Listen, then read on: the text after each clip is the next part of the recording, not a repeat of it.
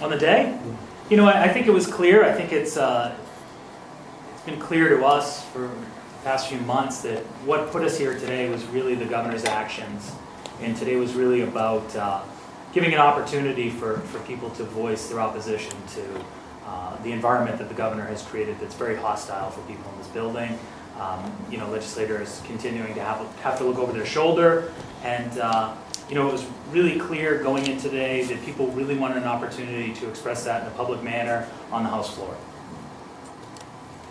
So that motion that passed at first, that was what the censure was? That started out as the censure bill? No? No, absolutely. Yeah. Yeah, do you want to take this? Yeah, Yeah. so that motion was not meant to be a censure. But did it start out as the censure? There was a censure at one time, Okay. and we really changed course initially. There was some reporting today about today's motion being an alternative to impeachment. It's never meant to be an alternative to impeachment. In fact, it's something very different. It's meant to be a way that we set the bar for ourselves and reaffirm what that bar is in terms of our behavior, in terms of our ethics and morals as elected officials, whether legislators or the governor. And to say to the people in Maine and to each other that we are going to be holding ourselves accountable to these standards specifically. We were sorry that we didn't have anyone from across the aisle, well, more than one person join us. Was it the caucus, the Democrat caucus, who decided not to support or not to back the bill as a whole? The impeachment investigation. So, you know, the impeachment investigation was something that, you know, we talked about a lot as a caucus. You know, we really let our members decide where they were. We had conversations with folks about, you know, what their districts looked like, you know, what they were hearing from people. I think what you saw today was a number of folks who had heard from, in some cases, over 100 people in their district, even more than that, really wanting to investigate the governor's actions more and to, you know, whether or not that would lead to impeachment, that investigation would decide that. But to be really clear, I think Democratic leadership has really tried to say in the last few weeks that for us, while this was a priority for some folks in our caucus and in really having this discussion that was generated by the governor's actions, we really felt it appropriate on the first day of session to lay out our priorities. And we continue to move forward with those priorities. You know, today's stories will be about the discussion on the floor and this impeachment investigation. But you know, I'm hoping that the you know, the media stories as we go into this weekend will shift to a drugs bill that received bipartisan support to address one of the major crises here in the state. Do you think that this was in any way a relief valve, a bloodletting, whatever phrase you want to use, to let this issue be finally put to rest? You know, I think what we saw today was an opportunity to put in the public record some real concerns that Maine people have around the governor's behavior. You know, we got here because of the governor. You know, this isn't our fault. This isn't our Republican House colleagues' fault. This is the fault of the governor. His actions, his behavior is how we got here today. As far as, you know, it gave an opportunity for people to put that in the public record. It gave an opportunity for the media to highlight those things. It also gives us an opportunity to decide how we're going to move forward. You know, how are Republican colleagues going to move forward, work with us on issues of the drug crisis?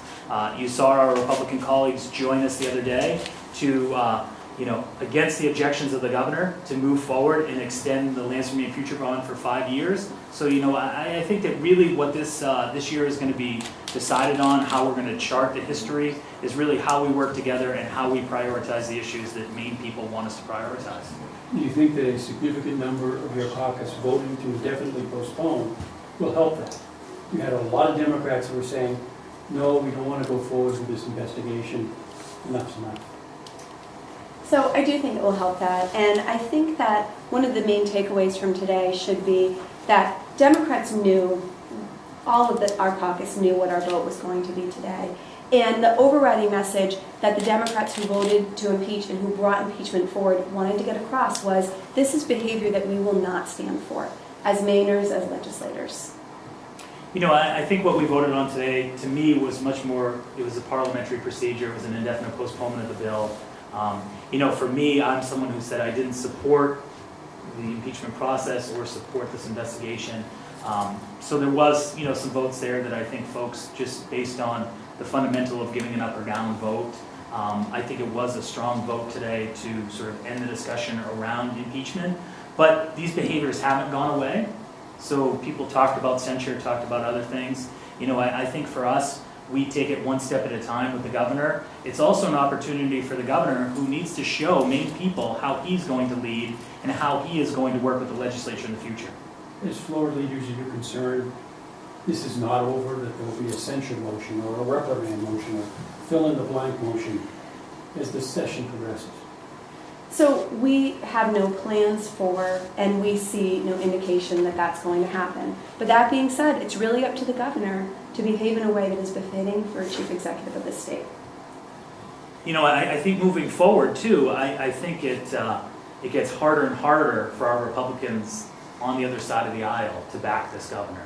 We just heard the other day that the governor won't come forward.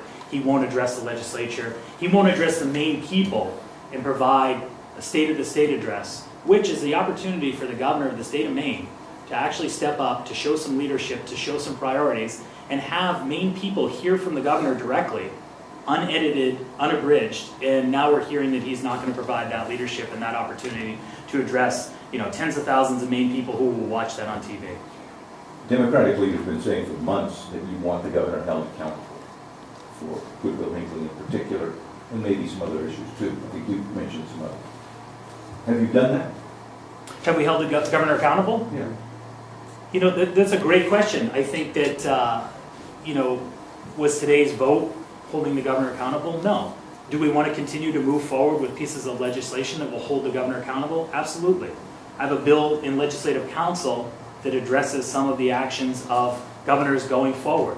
It is not living in the past. It doesn't look beyond this last election. It looks at going forward in making sure that the governor's office isn't used for political retribution. That's a bill that's sitting tabled in legislative council. It's going to take bipartisan support to pass that out of legislative council. I think that's a bill that the citizens of the state of Maine expect us to move forward on those issues, just to make sure that we're providing clarity whether or not these actions, these egregious actions break of the law moving forward. And really, it's not about getting retribution, but it's about moving forward. I do have to say, the vote the other day with Lands for Maine Future, to me, that was a great example of holding the governor accountable. We said we would go 5 years. The governor wanted to go 6 months, and the agreement was 5 years. And we decided 5 years based on that was what the legislature determined. It was not the governor's wish. That's well beyond when the governor's out of office. So I think that sends a clear message what the citizens think, what individual elected officials think, and it got a strong vote. Thank you. Thank you. To be clear, you both voted no on the motion to postpone, is that right? We did. You voted